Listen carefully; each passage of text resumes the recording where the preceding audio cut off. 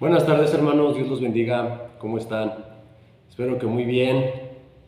El Señor los bendiga donde quiera que estén, y los que estén viendo este video, también el Señor los bendiga. Amén, hermanos. Bueno, pues hoy quiero compartir con ustedes, quiero pasar un poco de conocimiento, ¿verdad?, que yo he adquirido después de leer el libro de Daniel. Y hoy vamos a estudiar el capítulo 8, ¿sale? Vamos a estudiar el capítulo 8 de Daniel, que también es un libro profético. Ok, el capítulo 8 de Daniel es un, libro es un capítulo profético. Entonces vamos a estudiar el capítulo 8 de Daniel. Solamente que antes vamos a ver Mateo 24:15. Ok, entonces todos los que estén viendo este video y este curso, vamos a entender el por qué estudiamos Daniel. Ok, vamos a ver por qué estamos estudiando Daniel, para entender la segunda venida, el anticristo, la tribulación, la gran tribulación, la semana 70, todo ese tipo de cosas. Vamos a ver por qué, ¿sale? Entonces vamos a Mateo 24:15, por favor. Cuando tú estás estudiando la segunda venida y los últimos tiempos, es necesario que ya tengas un conocimiento profundo en Mateo 24, en Mateo capítulo 24, en Marcos 13 y en Lucas capítulo 21, ¿ok? Es necesario que ya los conozcas de una manera, no meramente como una curiosidad o no meramente como una sola lectura, sino que ya tengas un poquito más de dominio en esos capítulos para que puedas entender lo que está diciendo Daniel, lo que está diciendo Tesalonicenses y lo que está diciendo Apocalipsis, ¿ok? Entonces, dice Mateo 24:15, hermanos, dice: por tanto, cuando vean en el lugar santo la abominación desoladora de que habló el profeta Daniel, el que lee entienda. Bueno, Cristo Jesús aquí claramente nos está diciendo: cuando ven en el lugar santo la abominación desoladora de que habló, ¿quién? El profeta Daniel, el que lee entienda. Cristo, hermano, nos está mandando, nos está instruyendo a leer el libro de Daniel, ¿ok? Yo personalmente, y bueno, ese fue mi error, y yo sé que también es el error de muchos hermanos. Yo personalmente, cuando leí este versículo, yo no conocía mucho el libro de Daniel, no conocía mucho el libro de Daniel. De hecho, realmente casi no lo había estudiado. Pero sí entendía, lo que sí entendía o deducía era que la abominación desoladora es el anticristo de 2 de Tesalonicenses capítulo 2. Eso sí lo deducía, pero aquí claramente Cristo Jesús, dándole el discurso a sus discípulos, les dice que se pongan a leer el profeta Daniel. El que lee, entienda. O sea, Cristo Jesús está diciéndoles a sus discípulos, miren, Cristo Jesús está diciéndole a sus discípulos: pónganse a leer Daniel y ahí van a entender. Y ahí van a entender el último, qué es la abominación desoladora. Entonces, hermanos, estamos, todos los que están siguiendo este curso de Daniel y lo que falta, estamos estudiándolo porque Cristo nos mandó a estudiar Daniel. En este versículo nos mandó Cristo. Cristo nos está diciendo: ¿quieres entender últimos tiempos? Vete a leer Daniel. ¿Quieres entender tribulación, gran tribulación, anticristo, segunda venida? Vete a leer el libro de Daniel. Ok, hermanos, entonces por eso es que estamos estudiando Daniel. Repito, ese fue yo casi no leí Daniel cuando estudiaba Mateo 24:15, pero ya tiempo después, gracias a Dios, he empezado a leer Daniel, y ahora que entiendo más Daniel, comprendo más el desarrollo que tiene Apocalipsis y el desarrollo que tiene la manifestación del anticristo, ¿ok? Porque en 2 de Tesalonicenses nos dice la aparición del anticristo, la manifestación, pero no nos dice el tiempo. Y Daniel sí nos dice el tiempo de la manifestación del anticristo, ¿ok? Entonces, el que lee entienda. Amén, hermanos. Bueno, entonces hay que ponernos a leer para entender, ¿ok? Entonces, todo esto tiene sentido. Leer Daniel tiene sentido, no es solamente algo más. Entonces, vamos a Daniel capítulo 8, por favor. Vamos a Daniel capítulo 8. Bueno, dice Daniel capítulo 8, visión del carnero y del macho cabrío. Voy a leer el versículo 1 y después voy a datar este capítulo. Dice: en el año tercero del reinado del rey Belsasar, me apareció una visión a mí, Daniel, después de aquella que me había aparecido antes. Ok. Este capítulo, hermanos, el capítulo 8, tiene la siguiente información. Bueno, el rey es Belsasar, estamos bajo el dominio babilónico, todavía estamos en este capítulo bajo el dominio babilónico. El año de este capítulo es el año 550 a.C. La edad de Daniel en este capítulo es de 70 años, de 70 años. Ok, entonces, habiendo dicho esa información, Daniel aquí tiene 70 años y en el capítulo 7 tenía 68. ¿Ok? Entonces, Daniel 8 es 2 años después de Daniel capítulo 7. Amén. Ahora voy a decir otra cosa para recordar. Hay que recordar que la fecha de nacimiento de Daniel es en el año 620 a.C. ¿Ok? En el año 620. Seguimos. Dice, en el versículo 1, después de aquella que me había parecido antes. ¿Cuál aquella? La del capítulo 7, ¿ok, hermanos? La del capítulo 7, versículo 2. Vi en visión, hay que aclarar que fue visión, vi en visión y cuando la vi yo estaba en Susa, que es la capital del reino en la provincia de Elam. Vi pues en visión estando junto al río Ulai. Alcé los ojos y miré y aquí un carnero que estaba delante del río y tenía 2 cuernos. Y aunque los cuernos eran altos, uno era más alto que el otro, y el más alto creció después. Bueno, hermanos, vamos a explicar el versículo 3. Dice que alcé los ojos y miré un carnero. Un carnero es el macho de la oveja, ¿ok? A veces la Biblia tiene un lenguaje que no todos entendemos y hay que rebuscarle, ¿ok? Hay que buscarle. Entonces, un carnero es el macho de la oveja que estaba delante del río y tenía 2 cuernos. Ahorita vamos a ver que estos 2 cuernos son 2 reinos. Y aunque los cuernos eran altos, uno era más alto que el otro y el más alto creció después. Ok, aquí estamos hablando del imperio medo-persa. Ok, y vamos a comprobarlo en el versículo 20. Vamos a comprobar que nos está hablando del imperio medo-persa yendo al versículo 20. Y leemos el versículo 20. En cuanto al carnero o al macho de la oveja que viste, que tenía 2 cuernos, estos son los reyes de Media y de Persia. Aquí, hermanos, ya es la primera explicación, donde Daniel capítulo 8 ya nos dice, ya nos menciona, parece ser que por primera vez, Media Persia y Grecia, ¿ok? Cosa que no apareció en el capítulo 1, en el capítulo 2, en el capítulo 3, en el capítulo 4, 5, 6. No apareció en ningún momento la palabra Media Persia, ni tampoco apareció la palabra Grecia. En este momento ya nos está dejando en claro que este libro va a tratar de esos reinos, de Media Persia y de Grecia, ¿ok?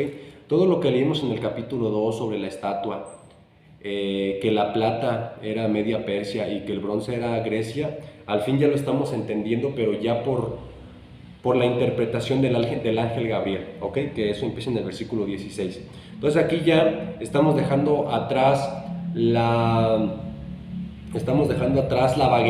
vaguedad que había, y aquí ya nos está diciendo claramente 2 reinos, ¿ok? Entonces, bueno, regresamos al versículo 3. Bueno, ya dijimos que este cuerno de Media y Persia, estos 2 cuernos en el carnero, son Media y Persia.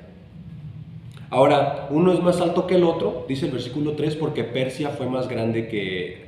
Persa se alzó más y fue más grande que Media, ¿ok? Aunque los 2 se unificaron, Persia fue de un poder más grande, político y militar más grande, aunque los 2 se unificaron. Después dice el versículo 4. Vi que el carnero hería con los cuernos al poniente, al norte y al sur, y que ninguna bestia podía parar delante de él. Ni había quien escapase de su poder y hacía conforme a su voluntad y se engrandecía. Mientras yo consideraba esto, ok, entonces aquí vemos que el carnero hiere con los cuernos al oeste, el poniente es el oeste, hiere al oeste, al norte y al sur, y que ninguna bestia podía parar. O sea, esto trata de cómo Media Persia dominó todo lo que había hecho Babilonia, dominó aún más de lo que había dominado Babilonia territorialmente hablando. Entonces este carnero hace conforme a su voluntad y se engrandecía, dice el versículo 4. Después el 5. Mientras yo consideraba esto, he aquí un macho cabrío. Un macho cabrío es un chivo, ¿ok? Un macho cabrío es un chivo. Vamos a decir que venía un chivo.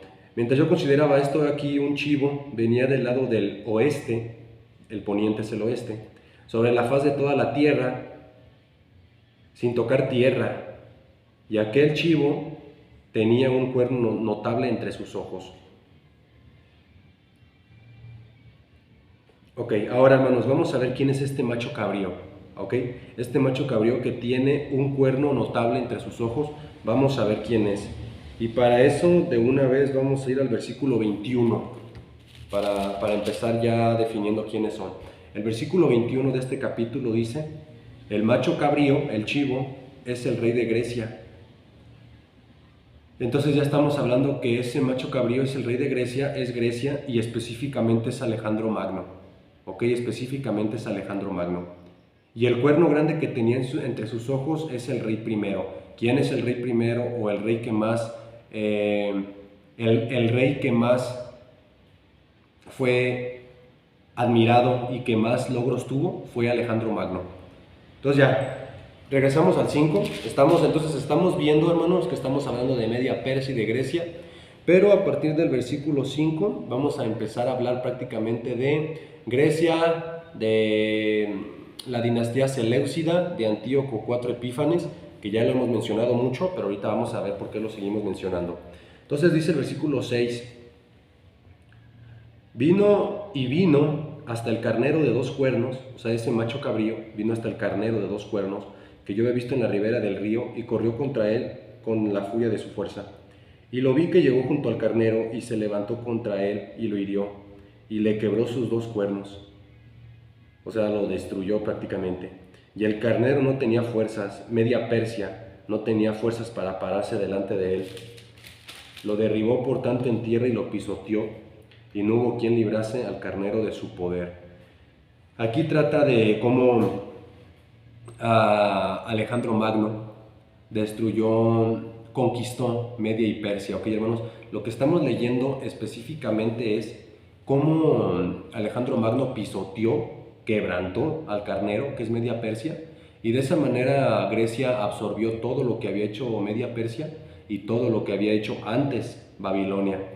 Después dice el 8: y el macho cabrío se engrandeció sobremanera, pero estando en su mayor fuerza, aquel gran cuerno fue quebrado, y en su lugar salieron otros 4 cuernos notables hacia los 4 vientos del cielo. Bueno, dice el versículo 8 que el macho cabrío se engrandeció sobremanera, que es Grecia, pero estando en su mayor fuerza, aquel gran cuerno fue quebrado. Alejandro Magno. Alejandro Magno es el gran cuerno de Grecia. Fue quebrado, hermanos, porque Alejandro Magno murió a la edad de 33 años. O sea, Alejandro Magno murió muy, muy joven. Entonces, al haber sido Alejandro Magno quebrado, muerto, el reino pasa a ser de cuatro generales, pero ahorita voy a decir eso. Explicando allí mismo el versículo 8, bueno, Alejandro Magno murió en el 323 a.C. y su reino pasó a sus 2 hijos, que, después de disputas internas, 4 de sus generales se repartieron el reino. Bueno, el video pasado creo que había dicho que Alejandro no había tenido hijos. No, sí tuvo hijos, pero realmente por las disputas internas que hubo, los hijos no heredaron. Los que heredaron los reinos, después de las disputas internas que no pudieron controlar los 2 hijos de Alejandro Magno, fueron herederos 4 generales de Alejandro Magno, los cuales ya había dicho que era Casandro, Lisímaco, Ptolomeo y Seleuco, ¿ok? Entonces, aunque Alejandro tuvo hijos, realmente no se heredó hacia ellos el reino, sino que se heredó hacia los 4, ¿ok? O sea, prácticamente los hijos no pudieron no pudieron llevar adelante el reino, y los que lo terminaron llevando fueron los 4 generales que habían sido muy fieles a Alejandro Magno: Casandro, Lisímaco, Ptolomeo y Seleuco. Bueno, seguimos en el versículo 9. Y de uno de ellos salió un cuerno pequeño, de uno de ellos, de los 4 cuernos notables del versículo 8. O sea, de los 4 cuernos notables del versículo 8 sale otro cuerno pequeño, que creció mucho al sur y al oriente y hacia la tierra gloriosa. La tierra gloriosa es Israel, la tierra gloriosa es Israel. Entonces, hermanos, aquí ya estamos viendo que sale un cuerno pequeño. Bueno, aquí hay un consenso. La pregunta es, ¿quién es este cuerno pequeño? Bueno, aquí hay un consenso, hermanos, donde todos los estudiosos, la mayoría, no todos, pero la mayoría, desgraciadamente muchas veces no llegan al consenso o no llegan a converger por tanta información de tanta literatura, ¿ok? Desgraciadamente, hermanos, cuando la persona se pone a estudiar más libros que lo que se pone a estudiar la Biblia, nunca llegan a consensar, nunca llegan a converger, porque están leyendo literatura dogmática y literatura de una denominación, ¿ok? Entonces, cuando nosotros leemos la Biblia, no necesitamos literatura, no necesitamos, para entender la Biblia, para entender doctrinalmente hablando la Biblia, no necesitamos literatura, no necesitamos cosas extras, escritos extras. Sí ayudan, claro que ayudan, los escritos, los comentarios, todo eso ayuda, pero no es la base de, es algo secundario. Lo primero es lo que dice la Biblia. Entonces, muchos consensan, repito, sí, aún hay denominación o cortes doctrinales, cortes dogmáticos para llegar a la escatología, ¿ok? Entonces, realmente, desgraciadamente, hermanos, hay un estudio de la escatología, pero dogmático, donde la persona solo lee los libros de su denominación y de los expositores de su rama denominacional, ¿ok? Entonces nosotros, o al menos yo lo que he hecho, ¿verdad? Y se lo comparto a ustedes, yo lo que decidí hacer desde el año 2018 es que yo iba a leer la Biblia para entender segunda venida, gran tribulación, arrebatamiento, cuándo pasa y todo eso. Yo decidí eso porque aunque yo estuve en instituto bíblico y era estar leyendo libros, realmente yo me daba cuenta que los libros chocaban con lo que decía la Biblia. Entonces hubo un momento donde dije, ¿qué le voy a hacer caso? ¿Le voy a hacer caso a la Biblia o le voy a hacer caso a los libros? Entonces yo desde el 2018 tengo estudiando los últimos tiempos de una manera persistente, consistente. No he parado de estudiar. Claro que ha habido momentos más de reposo y todo eso, pero no he parado realmente de estudiar, de entender el último tiempo, pero lo he hecho ya sin libros. Yo leo Daniel, leo Tesalonicenses, la primera y la segunda carta, leo la primera carta de Juan capítulo 5, leo la carta de Pedro capítulo 3, leo Apocalipsis, leo Zacarías, leo Mateo 24, Marcos 13, Lucas 21 y todo lo primera de Corintios capítulo 15. Esos son los capítulos que yo más recomiendo cuando vas a estudiar esto, ¿ok, hermanos? Entonces, regresando a lo del versículo 9 y diciendo que hay un consenso, que hasta en eso sí se han puesto de acuerdo, hay un consenso en que este cuerno pequeño del versículo 9 es tanto Antíoco IV Epífanes, que fue el 8º rey de la dinastía Seleucida, como también hay el consenso de que a la par de referirse a Antíoco IV Epífanes, se refiere al anticristo de 2 de Tesalonicenses capítulo 2, ¿ok? De 2 de Tesalonicenses capítulo 2. Entonces, que de hecho el anticristo también es el 8º rey. Entonces vemos que Antíoco Epífanes es el 8º rey de la dinastía de Seleuco, de la dinastía Seleucida, que una parte de él se asentó en Siria. Y de igual manera el anticristo es el 8º rey, y el 8º significa dedicación. Eso quiere decir que el anticristo está dedicado a cumplir con ciertos planes de purificación, tanto para la iglesia como para el pueblo judío, ¿ok? Entonces el anticristo, ya lo he dicho anteriormente, no se le escapa de las manos a Dios, no se le escapó de las manos a Dios. Dios lo va a permitir que opere con fines de purificación y está dedicado para purificar tanto la iglesia del último tiempo como para purificar al pueblo judío. Amén. Entonces, bueno, dice el versículo 10, y se engrandeció hasta el ejército del cielo, y parte del ejército y de las estrellas echó por tierra y las pisoteó. Así es. Versículo 12. Y a causa de la prevaricación le fue entregado el ejército junto con el continuo sacrificio, y echó por tierra la verdad, e hizo cuanto quiso y prosperó. Ok, dice el versículo 12 que le fue entregado el ejército junto con el continuo sacrificio. Bueno, voy a explicar qué es el continuo sacrificio. El continuo sacrificio, hermanos, ustedes pueden estudiarlo. El continuo sacrificio está explayado o escrito en Números 28, del versículo 1 al 8. Repito, Números 28, del versículo 1 al 8. Principalmente consistía en entregar 2 corderos de un año sin tacha, aparte de entregar algunos granos. Pero el sacrificio continuo tiene que ver con degollar las víctimas en el altar y ofrecerlas a Dios, ¿ok? Cosa que Dios había pedido. Y Antíoco IV Epífanes quitó ese continuo sacrificio de los 2 corderos de año sin tacha. En el sacrificio continuo que ustedes van a leer en Números capítulo 28, se van a dar cuenta que uno se sacrificaba en la mañana y otro se sacrificaba en la tarde. Realmente el culto a Dios, Dios enseña que es en la mañana, en la tarde, en la noche, ¿verdad? Por eso tanto el incienso nunca se debería apagar, la menorá no debería estar apagada, la menorá es el candelero. Siempre debería haber sacrificios continuos. Y estos 2 corderos, uno en la mañana y otro en la tarde, que aproximadamente uno era a las 6 de la mañana y el otro a las 4 de la tarde, ¿ok? Entonces vemos que Antíoco IV Epífanes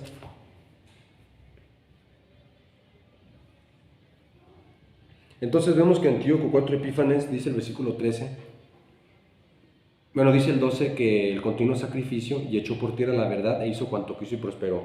Versículo 13. Entonces oí a un santo que hablaba, dice Daniel, y otro de los santos preguntó a aquel que hablaba: ¿hasta cuándo durará la visión del continuo sacrificio cesado? El continuo sacrificio cesado, acabado, porque eso fue lo que hizo Antíoco IV, quitó el continuo sacrificio, y la prevaricación asoladora, entregando el santuario y el ejército para ser pisoteados. Bueno, una vez que Antíoco IV Epífanes, que es un tipo del anticristo, o sea, eso hay que decirlo, es un tipo, pero realmente el anticristo es cientos de veces peor, ¿ok? El anticristo es cientos de veces peor, porque Antíoco IV Epífanes significa Epífanes manifestación, pero Antíoco IV decía ser Dios manifestado. Eso lo dice la historia. Antíoco IV Epífanes decía que él era Dios manifestado. Entonces, una vez que Antíoco IV asoló Judea, asoló Jerusalén y el templo, algo que él ordenó fue también meter una estatua de Zeus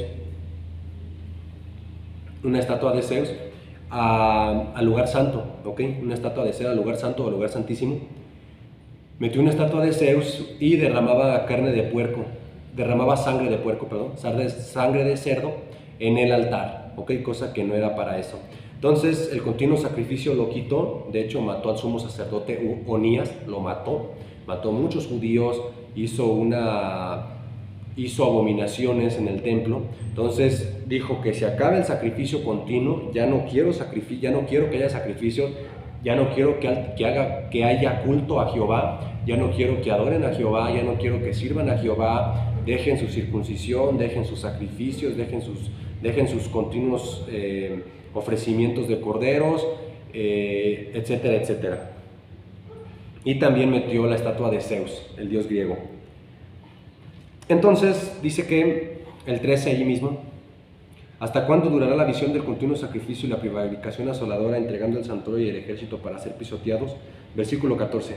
Y él dijo: hasta 2300 tardes y mañanas, luego el santuario será purificado. Hasta 2300 tardes y mañanas.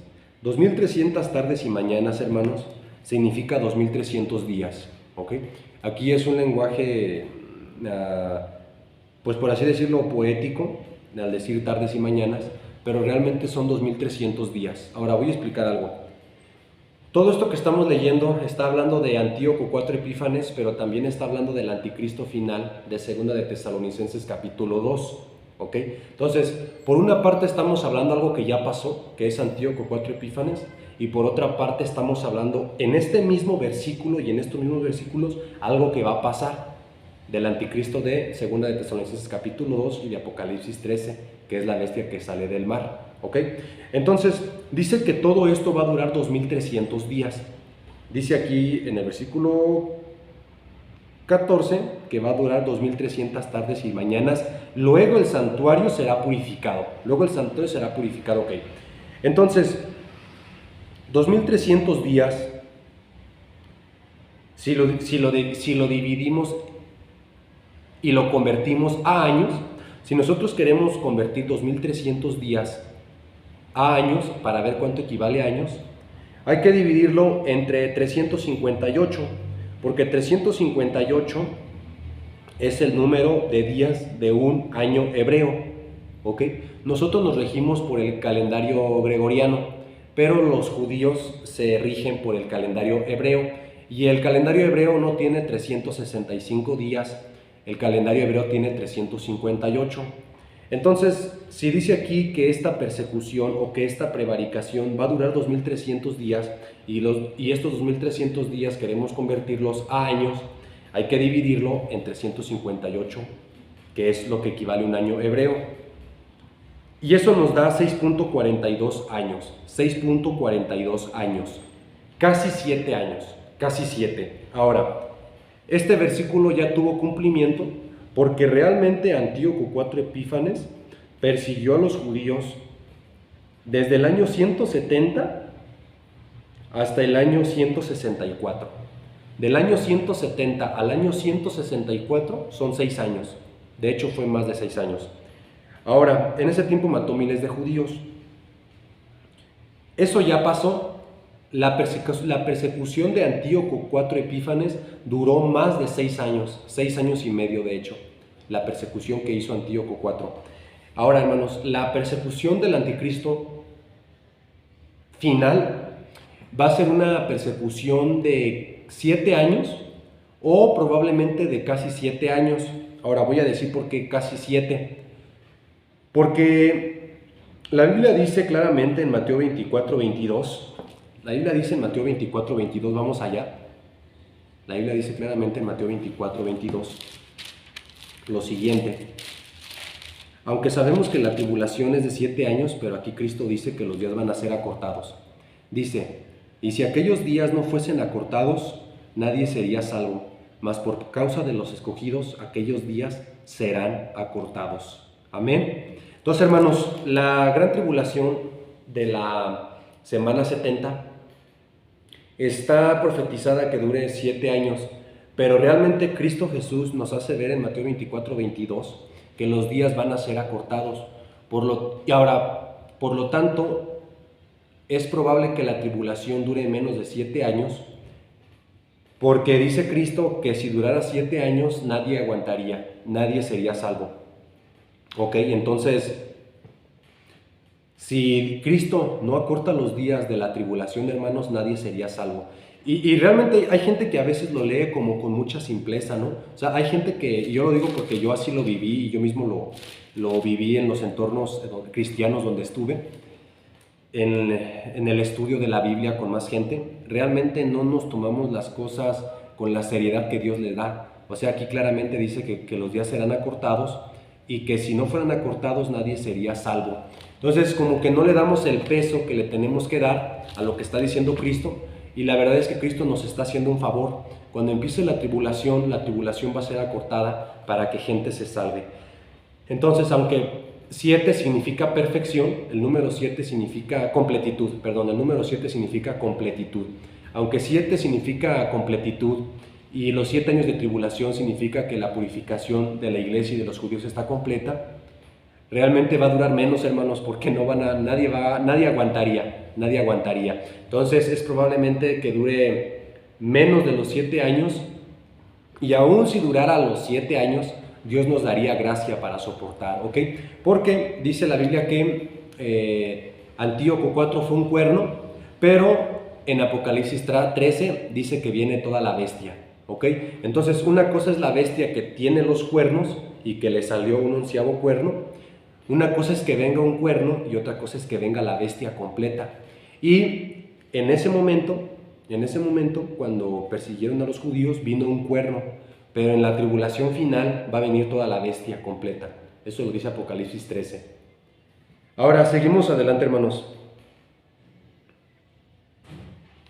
Bueno, después dice aquí en el versículo 14 que luego el santuario será purificado. Bueno, el santuario fue purificado efectivamente. El santuario fue purificado cuando el 14 de diciembre del año 164, Judas Macabeo purificó el templo y lo reedificó. Amén. Judas Macabeo, ¿verdad? Ahí es famoso él en la historia también. Judas Macabeo, el 14 de diciembre del año 164, purificó el templo y lo reedicó. Ok, entonces Judas Macabeo en ese momento quitó la estatua de Zeus, pusieron nuevo piso, porque ellos decían que el piso ya no servía porque se había derramado sangre de cerdo.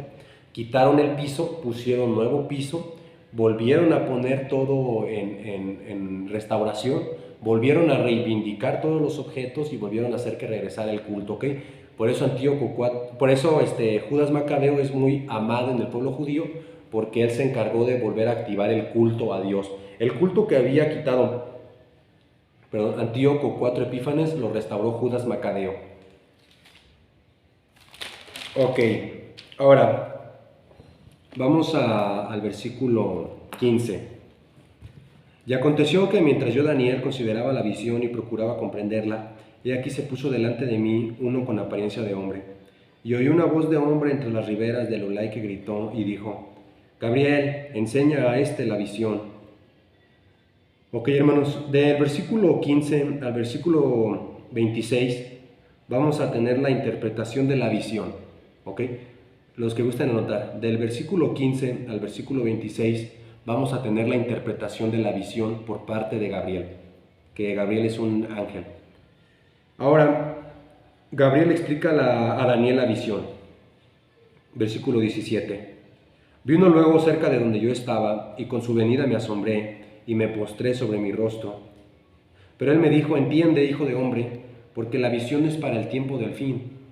Entonces, fíjate lo que dice Gabriel, fíjate lo que está diciendo Gabriel. Entiende, hijo de hombre, porque la visión es para el tiempo del fin.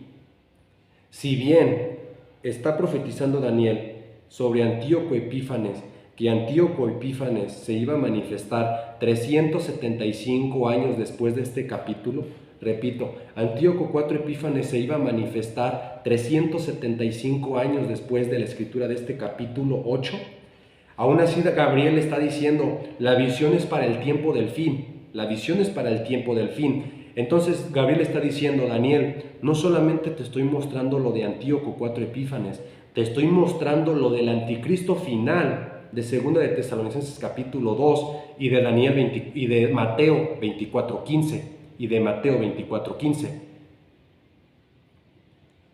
18.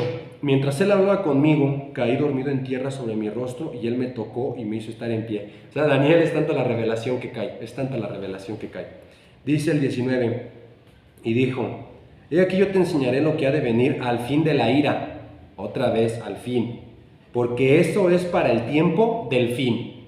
Hermanos, ya van 2 versículos que nos lo dicen. Nos lo ha dicho el versículo 17 y 19. Si bien se aplica a Antíoco IV Epífanes este capítulo también se refiere al anticristo de 2 de Tesalonicenses capítulo 2, porque aquí dice que es para el tiempo del fin, los últimos días, amén. Dice el 20: en cuanto al carnero que viste, que tenías 2 cuernos, estos son los reyes de Media y de Persia, cosa que ya hemos visto. 21. El macho cabrío es el rey de Grecia, y el cuerno grande que tenía entre sus ojos es el rey primero, Alejandro Magno.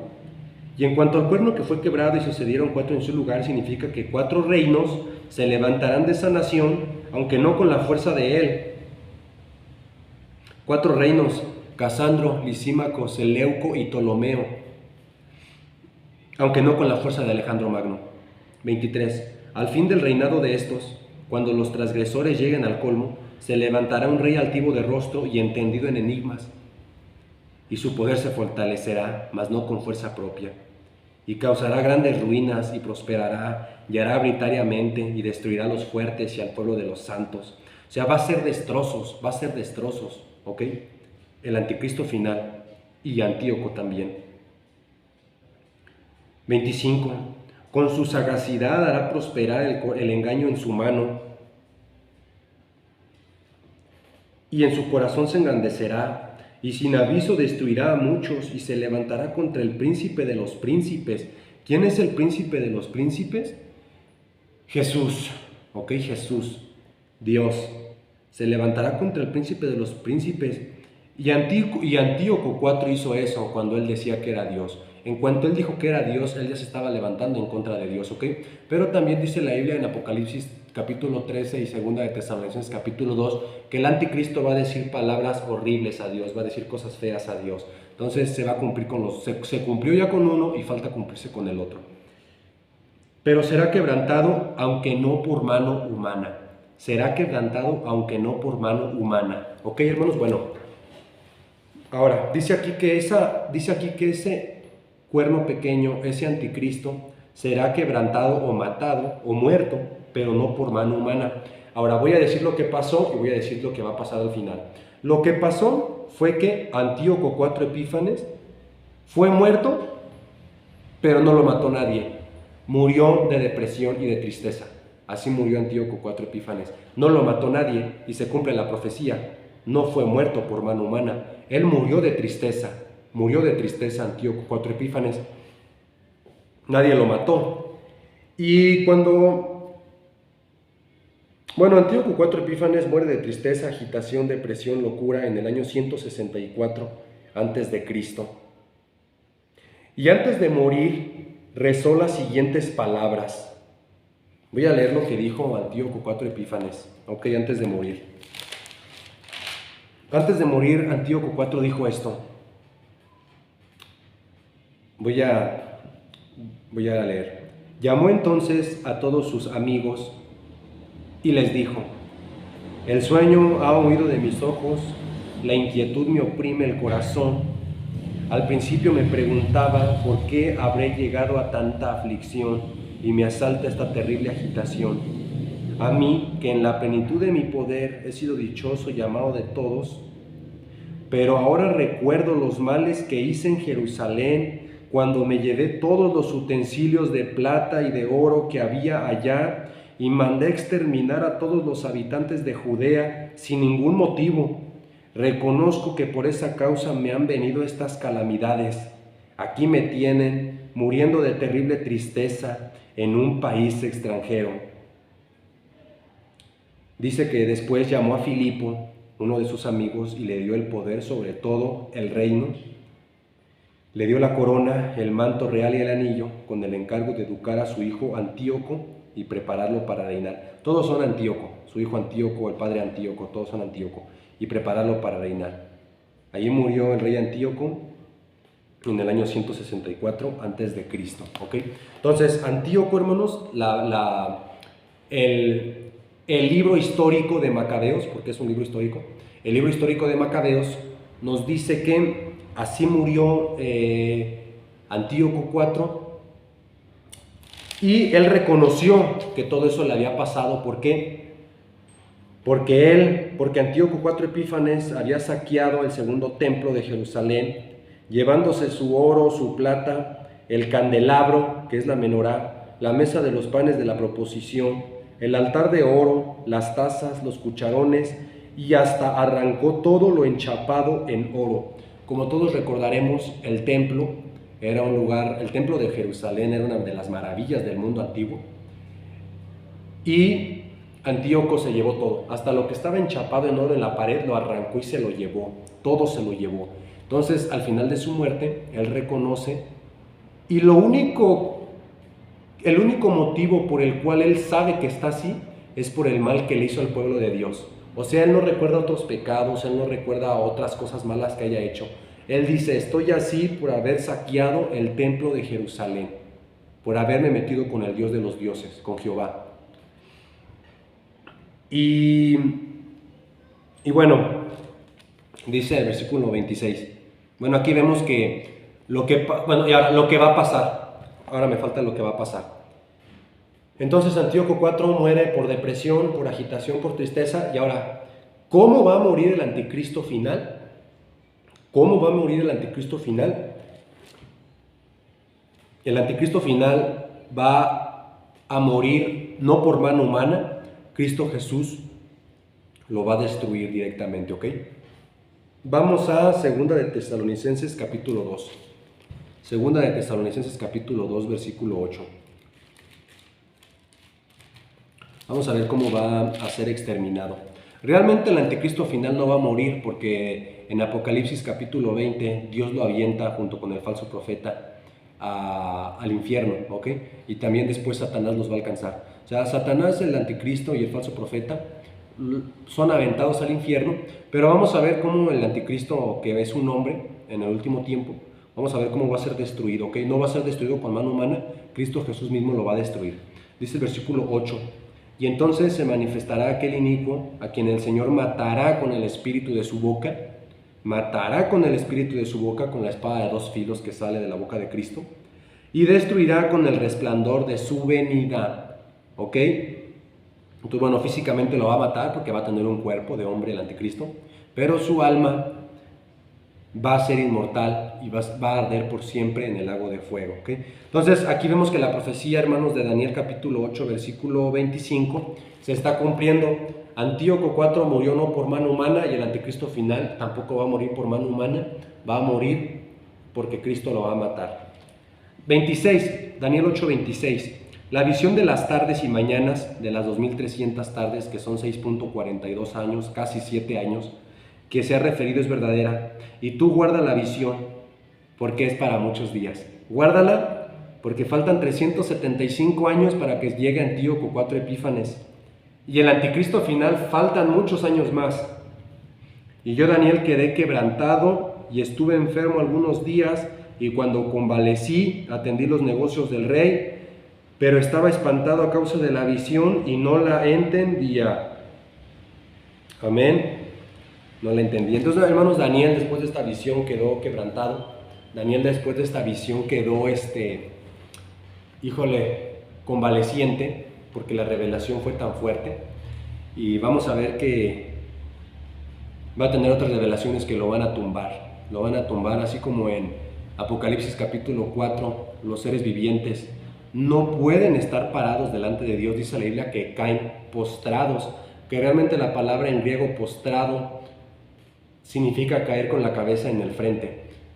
Entonces realmente ni siquiera alcanzan a postrarse en Apocalipsis capítulo 4. Caen con la cara, o sea, realmente no alcanzan a postrarse. Postrarse es una cosa, ellos caen completamente. En Apocalipsis capítulo 4, y Daniel también no aguanta, sino que cae convaleciente. ¿Por qué? Porque la revelación es algo muy fuerte, hermanos, es algo muy fuerte. Amén. Entonces, bueno, este es todo lo que quería compartirles hoy. Si Dios permite, la próxima clase estaré dando Daniel capítulo 9. Oren por mí porque es uno de los capítulos más complejos de explicar. Y realmente todos tienen su complejidad, pero es mucho estudio el que uno tiene que hacer para poder hacer videos, aunque sea cortos, pero es muchísimo el estudio que uno hace, ¿verdad, hermanos? Y que hacen los demás también, ¿verdad? Y entonces es mucho analizar, mucho meditar y estar leyendo continuamente. Entonces oren por mí, hermanos, para que pueda seguir adelante explicándoles estos capítulos que a veces para las iglesias, ¿verdad?, es difícil. Entonces nosotros pues también estamos orando por revelación aquí en la iglesia. Y bueno, pues Dios los bendiga, que el Señor los guarde, hermanos, les dé entendimiento, revelación, porque la Biblia dice que en Daniel capítulo 12 que los entendidos entenderán. Hasta luego, hermanos, Dios los bendiga.